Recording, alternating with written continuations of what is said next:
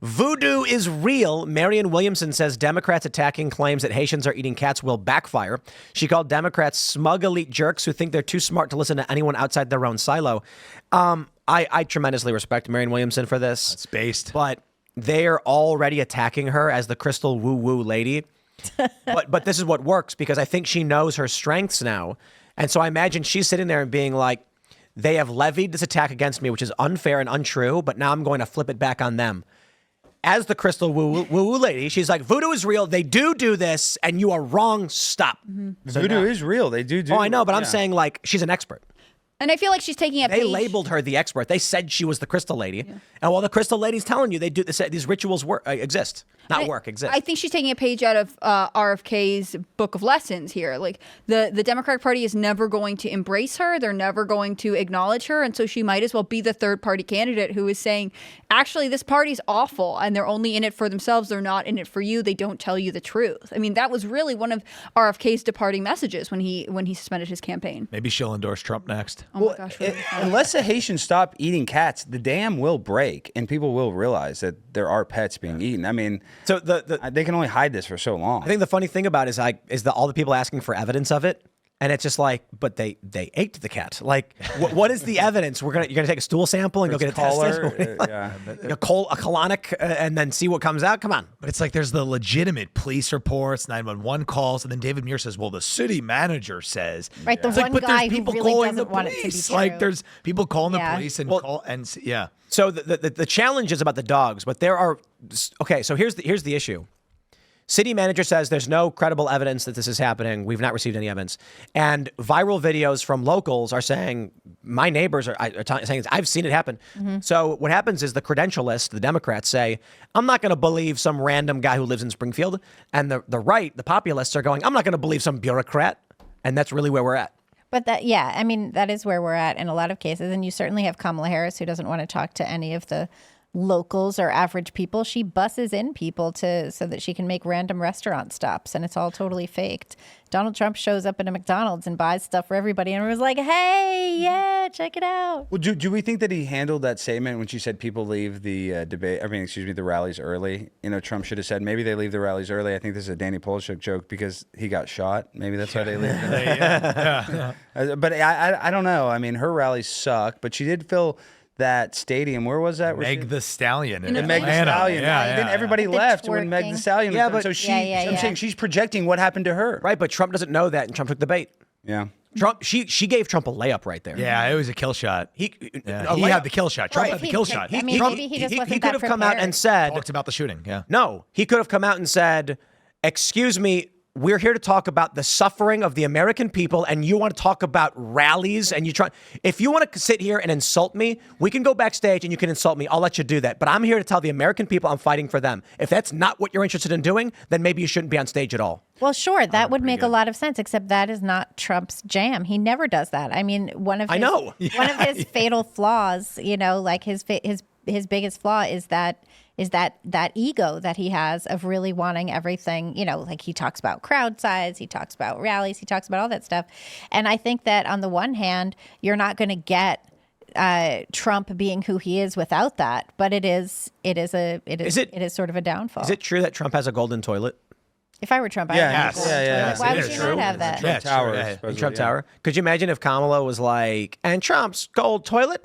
Not even real gold. He'd just be like, excuse me, The carrots are very big. Yeah. that is pure gold. It is bent from my body. It mushes. That's how good it is. Trump falls for that too easily.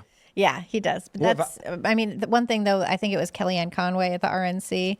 She said people don't like his personality. Well, you're not going to get those policies without that personality.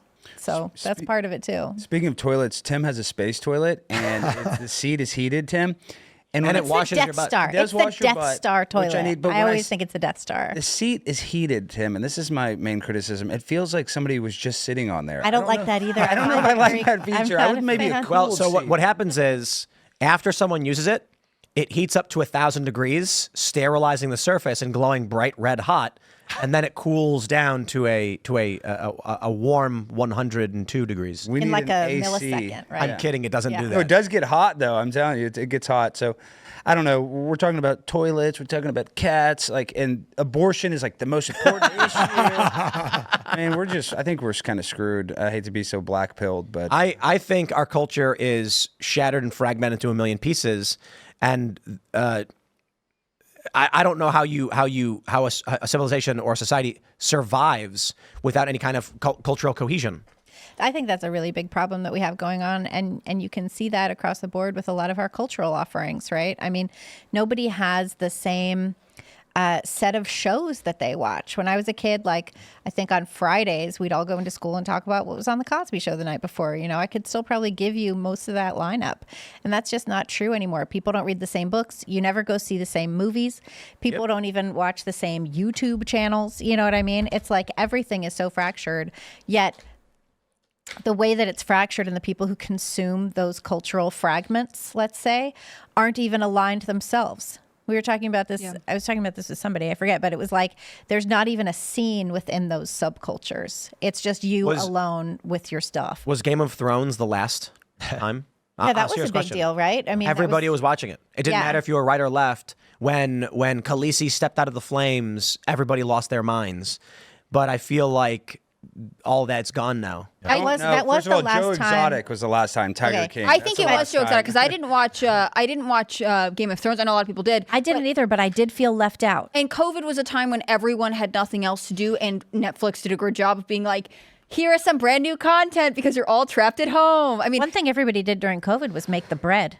You know, yeah, everyone lots was of making bread. the bread. TikTok had a moment, sold us all kinds of Sourdough. products. I think part of the desire for like cultural cohesion is there, but we have to define our values more definitively, and we're just not willing to do, or at least a part of the country is not willing to do that because it would mean that there is a hierarchy. Not to go back to the cats and dogs thing, but obviously there would be certain things people would be like, we're firmly against this no matter what culture you came from, and there are certain things that we are for. And I think that so they say like 10% of voters are undecided, but actually it's really like 5%. A certain amount of undecided voters lean a certain way. They know they're going to vote right or left. And then there's a bunch of people that just won't vote. And that's part of that remaining 5%, which I find fascinating because where are they? What are they doing? What YouTube channels are they watching? They have to be doing something. They're listening to Call Her Daddy. Right. No one doesn't participate in online culture at all. And I think Trump's campaign has actually done a better job of going to where voters are in that sense. But it's not that. It's that they're going to make TikTok videos for virality where they're like, did you see what Trump said? They're eating dogs. Man, click like and subscribe. And then election day comes and they're going to be like, where's McDonald's? No, you know what I see all the time right now? It's when Lindsay, what's-her-face, asked Trump like about his plan for ending Obamacare, and he was like, we have a great plan, but if it's not concept. a concept and if it's not going to save money, we're not going to do it. And I keep seeing that clipped everywhere. It'd I be see like that too. Me when I ask my like boyfriend what his plans are for, or what our date night plan is, or like me when my boss asks me when I'm going to turn something in. Like even when that, I didn't think that was a strong moment at the time, but it has become funny. Like Trump has a personality, and I think if you're not interested in politics,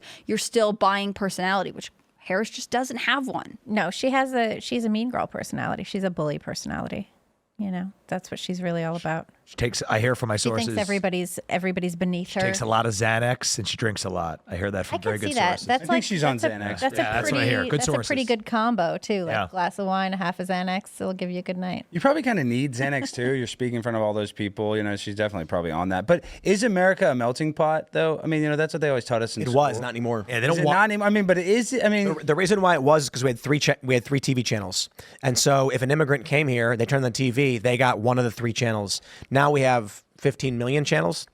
Yeah, I think it's really different. And I think one thing that happened is that the American cultural elite hate America, so they don't insist on any kind of assimilation whatsoever. And it used to be, great-grandparents, my great-grandparents came to the country. They wanted to assimilate. They wanted to be American. They didn't want to, speak their native language. My great-grandmother learned how to read from reading the New York Times. My grandparents changed their names so that they would appear more American, to the point where when my grandfather was in his 70s, I used to make fun of him and be like, what are you going to put ketchup on your pasta? What is this? You're Sicilian. What's going going on? But I think that has really changed. So when you have the stewards of American culture hating American culture, these are our museums and our, government entities, our libraries, our universities. Statues. When they hate America, then immigrants come in. Their kids learn to hate America in our schools. Why would they want to uphold American values when they're taught that they should just be hated?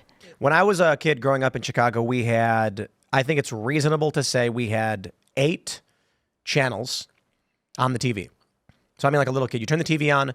Let's see, what was reasonable, and maybe 8's being generous. So you had Channel 2, CBS, NBC, ABC, WGN, and then I'll just jump to 32 and 50.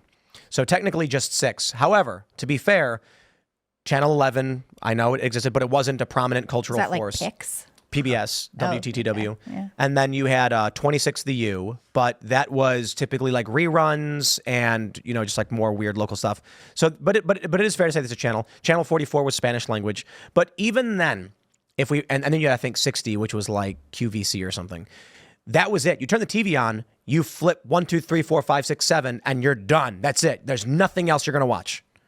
And so most of the people I grew up with, you were either watching Channel 7 or you're watching Channel 32. Channel 32 was Fox. We had Simpsons.